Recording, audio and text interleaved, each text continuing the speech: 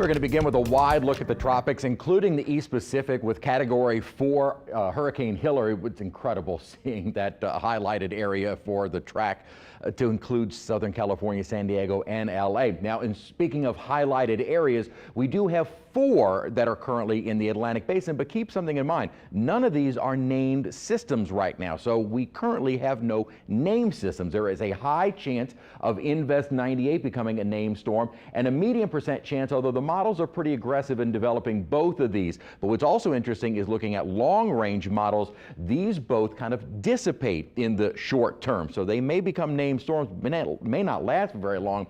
It'll be this area, not currently an Invest, that could bring in some flooding rains across parts of the islands into the Caribbean, something for those folks to watch. We're paying a little bit closer attention to is our tropical wave, not yet an Invest, but certainly looks like it's trying to get maybe a little bit better organized, at least in terms of more thunderstorm development.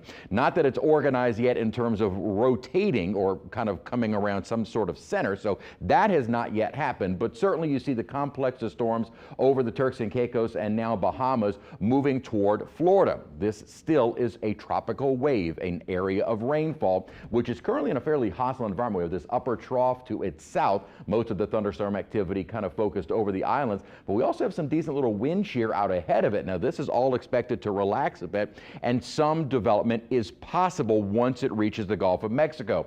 Again, the thinking between the two models isn't too far off of each other. The GFS maintains a fairly weak, unorganized system, with the Euro trying to organize this maybe as a depression or storm. What we've also started to see is a little bit more agreement in the path of this system, staying well to the south of Louisiana. So the chances of much in the way of any rainfall along the northern Gulf Coast continues to decrease, with more of that moving toward Mexico and Texas. Note both of the models indicating even farther south along the Texas-Mexico border. Here's what the Euro is saying, at least in terms of getting some rain out of this. We have a chance of some on Monday, and that really is going to be the best chance of rain within the next 7 days, and even that is not much. Most of the activity will stay down to our south. Could get an increase in our onshore winds Monday and even into Tuesday, but by Tuesday we're already drying right back out. So what little rain we could see would only be on Monday and mainly along the coastline.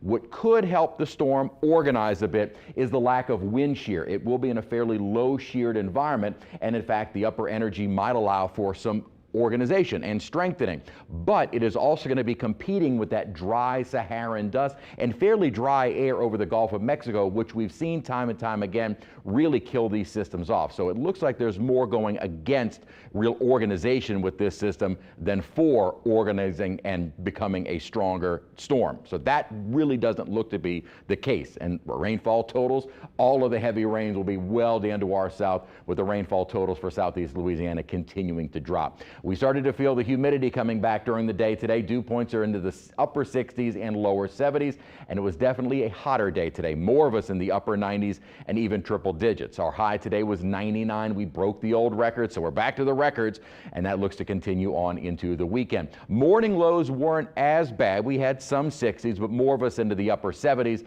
and I think more locations upper 70s and even low 80s as we head into the night tonight. Still 98 degrees right now. Winds are calm. Humidity not awful, but it was definitely a bit more humid during the day today. We're starting to see that upper high building back in. This is what is going to keep that system in the tropics well away from us. We've talked about this in the past. While we don't like it because of the heat, it does become a tropical block, and nothing is able to come into that high, which is why our system is going to stay down to the south. It also keeps us pretty much rain-free over the next several days. Better chance for maybe some coastal showers on Monday. I'm optimistic with that 40%, maybe more like 30%, and right along the coastline. As soon as our wave moves on, we're right back to the upper 90s and triple digits through the rest of next week. We really don't like